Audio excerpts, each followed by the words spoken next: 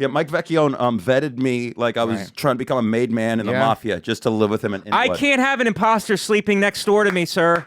I can't have it, and I won't have it. So when you said I need a place to stay, I told you the logistics of it, and you moved in. Now, what was the deciding factor? We knew each other. We had hugged several times. We've been on several shows together. And then you made the decision to move to Inwood, which is where I had my apartment. Yes, and I was going in and out of roommates, and I needed somebody who's going to be a rock, a pillar of truth and justice and goodwill, and you moved in. What was the decision? Where did you move from? All right, I was in a story. I think I have told this story on Shannon's podcast. Oh, because there was a ghost involved? Leave the ghost out of this one so we don't step on Shannon's toes. The goddamn money shot's gone now, Michael. Jesus Christ. I'm sorry. Here, let me think of a new story. Okay. So I was sailing around the Pacific, and all right, so I moved here. Yeah. And my best female friend from Las Vegas, Nevada. Okay, we're gonna get into that. Yes, sir. Yeah. My best female friend from high school was living out here. I moved in with her and this other lady. My best female friend moved back to Vegas, got married to a dude who used to sleep on our couch, which we knew from high school. Wow. Me and Stephanie had like 3 different roommates. One dude didn't pay rent and then sued us, and we lost. It was fucking weird. And then Stephanie moved in with her boyfriend. I ended up getting like 2 strangers. I didn't like it. I was the one name on the lease.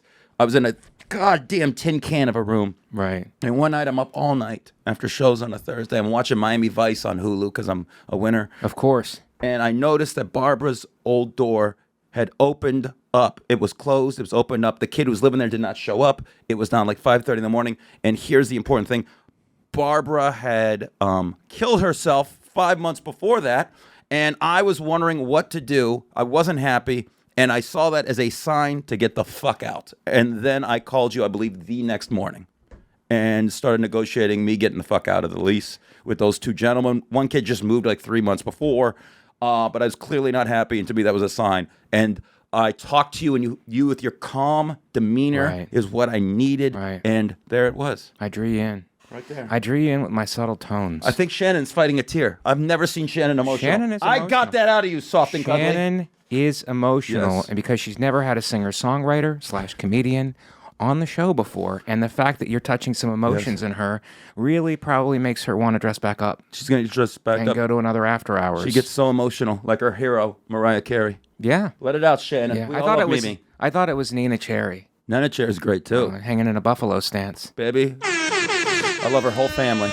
So, I didn't know, truth be told, this is a truth podcast, and I didn't know that your last roommate killed herself. And that might have affected you moving in, James, because I figure if you can get in somebody's ear, a la Kaiser Sose, or, Silence of the Lambs, Hannibal Lecter, and you could make the person in the next room kill themselves. What am I in She for was in if Vegas I at cross that the point. line?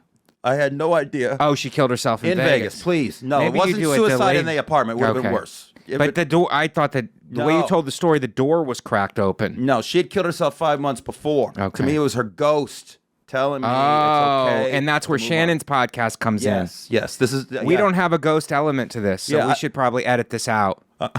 I'm shocked that Gas doesn't have a suicide podcast yet. Can I pitch that to Gas? Ralph? When's Ralph coming in?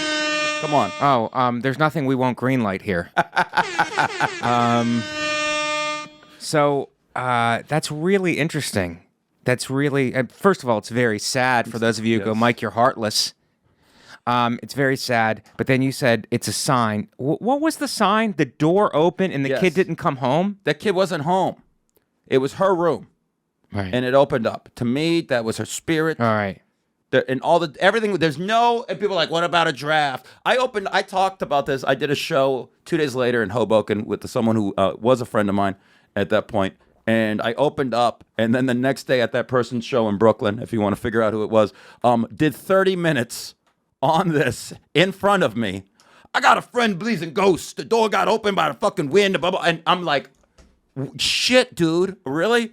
Just lambast. Don't you hate that when you open up to somebody to be vulnerable and they take that and they use it for their stand-up or to make money off of it? Like on a podcast? Exploitation's a real It's really fuck, something Michael. that they took an integral part of your past, something that you had a lot of feelings about, and they're using it to make money commercially. Yeah. I think it's disgusting, and I think it's sick. And Shannon, if we can get that as a clip, would be great.